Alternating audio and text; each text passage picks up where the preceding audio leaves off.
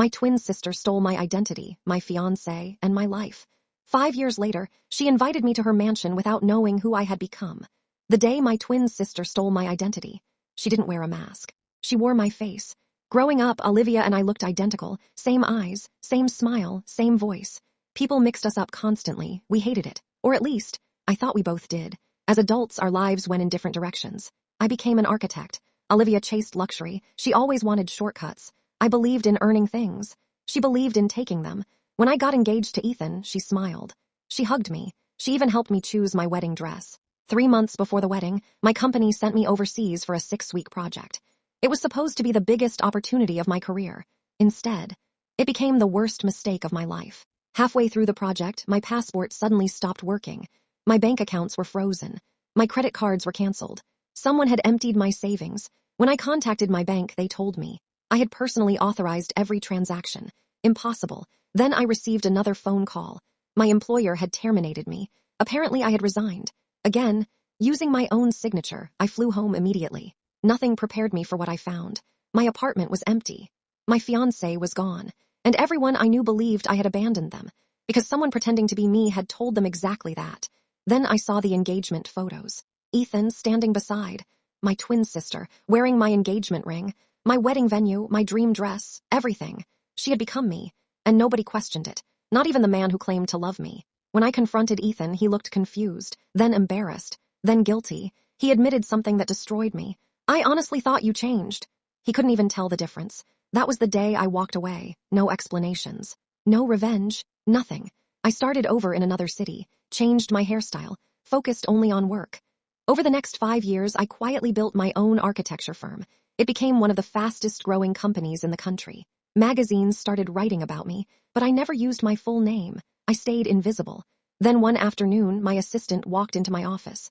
"A luxury estate wants to hire us." She placed a file on my desk. The owner's name made me freeze. Olivia Carter, my sister. Apparently she wanted the most expensive mansion renovation in the state. She had no idea who owned my company. I accepted. Not because I wanted revenge. Because I wanted closure. The day I arrived at her mansion, Olivia walked right past me. She didn't recognize me. Different hair. Different glasses. Different confidence. She introduced herself, as if we'd never met. Then Ethan walked into the room. He looked older, more tired, more miserable. He also didn't recognize me. During the meeting, Olivia couldn't stop bragging. Her perfect marriage, her perfect life, her perfect mansion. Then came the first twist. As we reviewed the house plans, I noticed something strange. Nearly every luxury item had been financed, not purchased. The mansion wasn't owned. It was drowning in debt. Later that evening, Ethan quietly approached me. "I know who you are." I stayed silent. "I recognized your voice." Then he said something I never expected. "I'm sorry."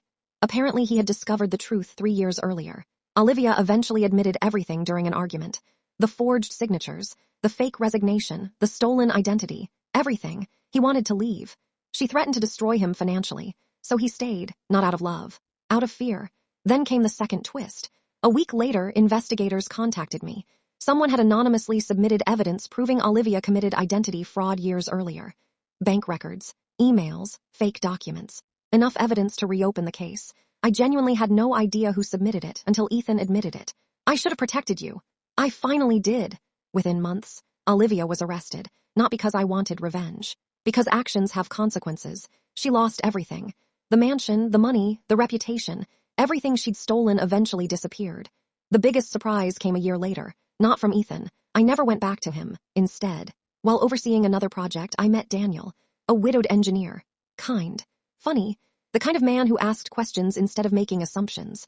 On our first anniversary, I asked him something. "If I had a twin, would you know the difference?" He smiled immediately. "I'd recognize you anywhere." "How?" "Because I fell in love with your heart, not your face." I cried, not because of the compliment. Because after everything I'd survived. Those were the exact words I needed to hear. Today, people still ask if I hate my sister. Honestly, no. She taught me the most valuable lesson of my life. Anyone can copy your appearance. Nobody can steal your character. And in the end, that's the only identity that truly matters. What would you have done if your own twin stole your life? Would you have forgiven Olivia, or was justice the only ending she deserved? Comment below what you think.